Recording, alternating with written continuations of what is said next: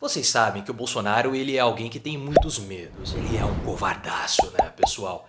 E um desses medos do Bolsonaro é a chamada laborfobia, que é o medo do trabalho. Você chega pro Bolsonaro no ouvido dele e fala assim, trabalho. Ele já começa a se tremer inteiro, a dentadura bate, começa a chamar o Hélio Negão, preciso aqui da pistola, da sua pistola para eu segurar e ficar mais protegido. Ele morre de medo disso.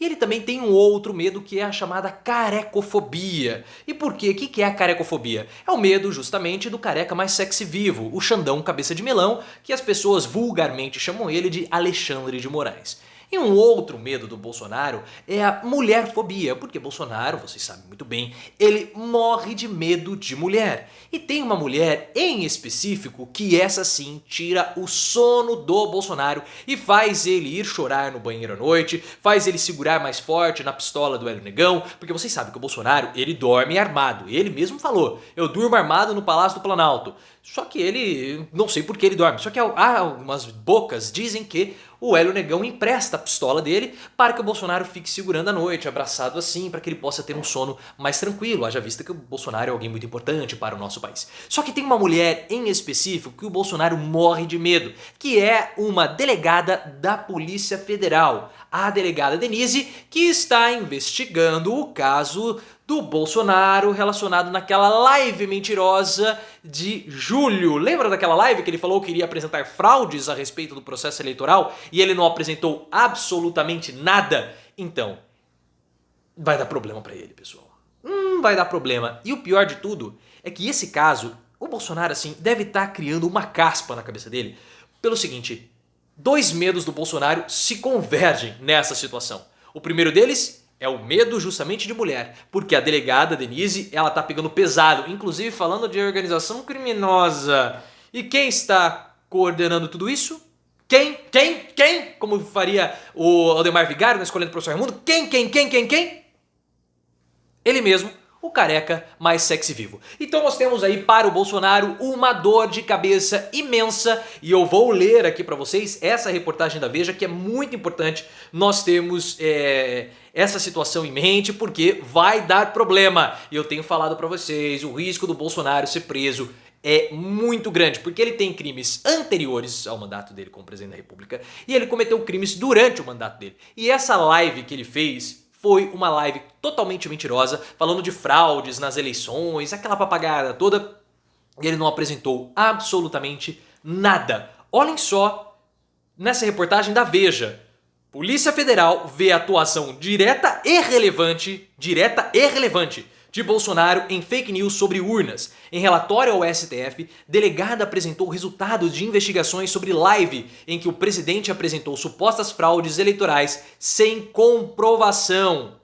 Olhem só, em relatório concluído em 13 de setembro, enviado ao STF, aos cuidados do ministro Xande, a Polícia Federal afirma que Bolsonaro teve atuação direta e relevante em processos de desinformação a respeito do sistema eleitoral. O documento obtido pela Veja, assinado pela delegada da Polícia Federal, Denise Dias Rosa Ribeiro, foi produzido após uma investigação da Polícia Federal sobre a live de Bolsonaro transmitida no dia 29. E é essa mulher que o Bolsonaro morre de medo. Porque o que aconteceu? Houve toda uma dança das cadeiras ali na Polícia Federal. Só que a delegada Denise, ela continua na linha de frente. E ela está associada ao Xande.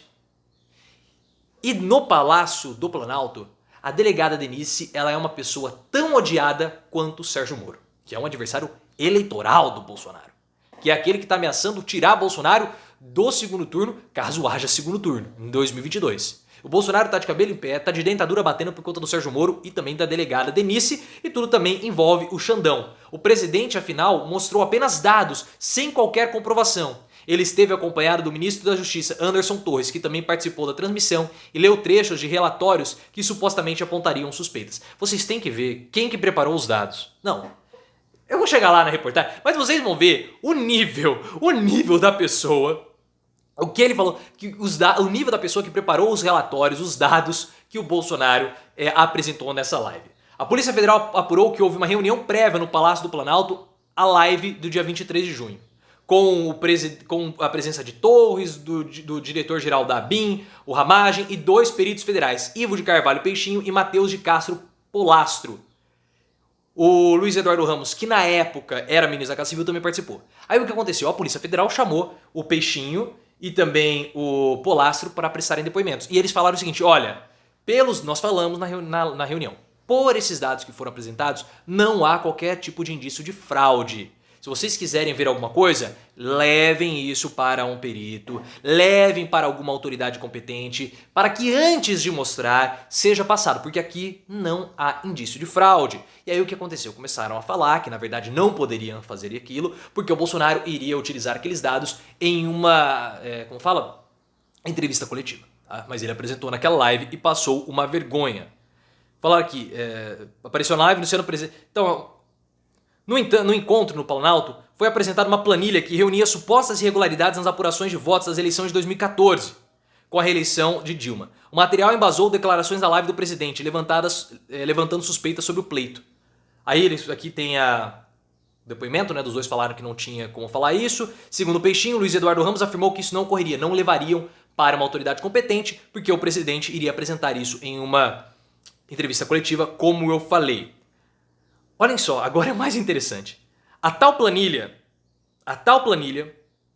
que o Bolsonaro apresentou foi elaborada por um homem chamado Marcelo Abrielli. Lembra muito o Dr. Albieri, mas não tem nada a ver com o Dr. Albieri do Pânico. Até mesmo porque o Dr. Albieri é alguém estudioso, estudado pelo menos. Marcelo Abrielli, também ouvido pela Polícia Federal. Olhem só, esse aqui é o ponto alto das pessoas que estão embasando o Bolsonaro. Abrielli, que disse em depoimento ser formado no ensino médio como técnico em eletrônica e empresário do ramo da internet. Ou seja, ele não é nem especialista de dados, ele não tem ensino superior, ele não tem absolutamente nada de mais robusto para poder falar que houve fraude, mas ele disse que houve. Afirmou aos investigadores que elaborou material sobre as eleições de 2014 com base em dados que eram fornecidos pelo site de notícias G1, na tentativa de identificar padrões matemáticos com o receio de que o comunismo tomasse o Brasil. Olhem só o nível da pessoa.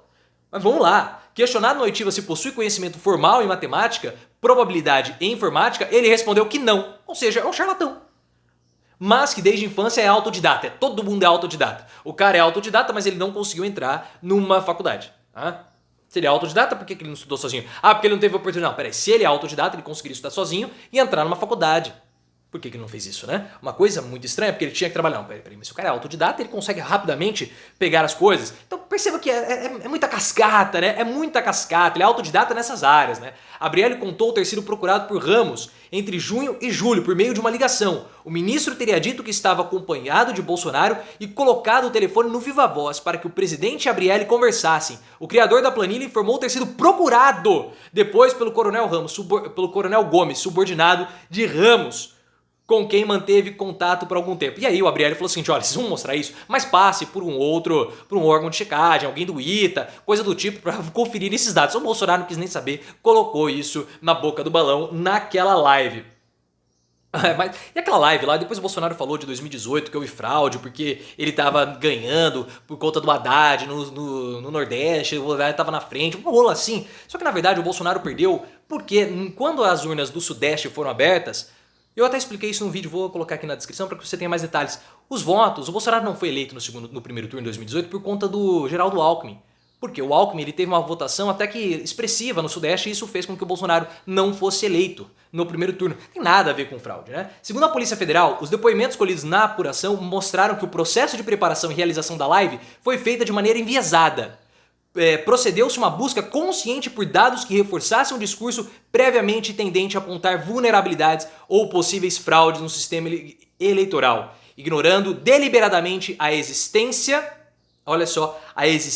de dados que contrapunham a narrativa desejada. E aí eles apontam algumas divergências nos depoimentos que foram colhidos. Isso é muito interessante. Aí eles continuam o seguinte, olhem só o relatório. Restou caracterizado pelas narrativas das pessoas envolvidas que a chamada live presidencial foi um evento previamente estruturado, com o escopo de defender uma teoria conspiratória que os participantes já sabiam inconsistente, seja pelos alertas lançados pelos peritos criminais federais, seja porque a mesma fonte que forneceu o suporte também fornece dados que contrapõem as conclusões alcançadas.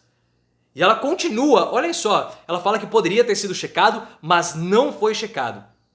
E eles continuam, a delegada diz que a live, em tese, pode ser abrangida em delitos previstos pela lei que revogou a Lei de Segurança Nacional. Os artigos seriam os referentes a fazer propaganda, olhem só, a fazer propaganda em público de processo ilegal para subversão da ordem política ou social e de incitar a subversão da ordem política ou social. E continua.